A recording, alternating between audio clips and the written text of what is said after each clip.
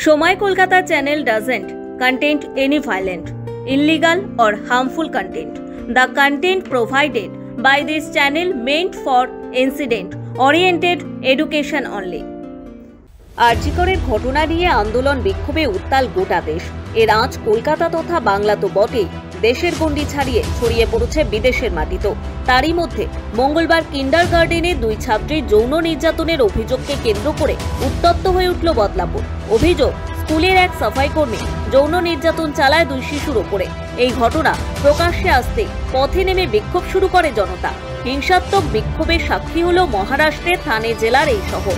অভিযুক্তকে গত সপ্তাহে গ্রেফতারও করেছে পুলিশ। তবে মঙ্গলবার হিংসাত্মক বিক্ষোভের সাক্ষী হল বদলাপুর। এদিন সকালে স্কুলের বাইরে জড়ো হয়েছিলেন স্কুল শিশুদের বিক্ষুব্ধ অভিভাবক এবং স্থানীয় নাগরিকরা। প্রচুর পরিমাণে মহিলা ছিলেন তাদের মধ্যে। তারাই এই বিক্ষোভের নেতৃত্ব দেন।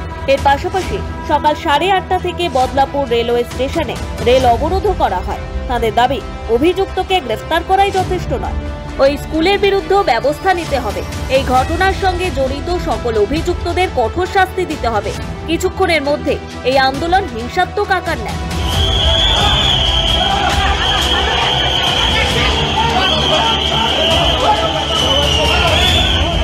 বিক্ষুব্ধ আন্দোলনকারীরা স্কুলে ভাঙচুর চালায়। রেল অবরোধকে কেন্দ্র করে বদলাপুর রেল স্টেশনে ব্যাপক পাথর ছোড়াছুড়ি করা হয়। পরিস্থিতি সামাল দিতে ভিড়ের ওপরে লাঠি চালায় পুলিশ। গোটা বদলাপুর জুড়ে বন্ধ করে দেওয়া হয় ইন্টারনেট পরিষেবা। পুলিশ সূত্রে জানা গিয়েছে, গত 16ই আগস্ট স্কুলের শৌচালয়ে দুই খুদে পড়ুয়ার ওপর যৌন নির্যাতন চালানো হয়। অভিযুক্ত স্কুলেরই 23 বছরের সাফাই কর্মী। অভিযোগ পেয়ে তাকে গ্রেফতার করেছে পুলিশ। এই ঘটনায় দুই নির্যাতিতার পরিবার এবং স্থানীয় নাগরিকরা বিক্ষোভে নামলে চাপে পড়ে স্কুল কর্তৃপক্ষ। কর্তব্যে গাফিলতির অভিযোগে প্রিন্সিপাল এবং ক্লাস টিচারকে সাসপেন্ড করা হয়েছে। কিন্তু অভিযোগ, দুই শিশুকন্যার পরিবার অভিযোগ জানালেও এফআইআর দায়ের করেনি পুলিশ। দীর্ঘ 12 ঘন্টা পরে অভিযুক্তের বিরুদ্ধে এফআইআর দায়ের হয়। পুলিশের নিষ্ক্রিয়তার এই ঘটনা প্রকাশ্যে আসতে ফুঁসে ওঠে জনতা। রেল রোকোর ডাক দিয়ে তারা আন্দোলন শুরু করেন রেল লাইনে। তার জেরে বিপর্যস্ত হয়ে পড়ে বদলাপুরের রেল পরিষেবা। বাতিল হয় 42টি ট্রেন।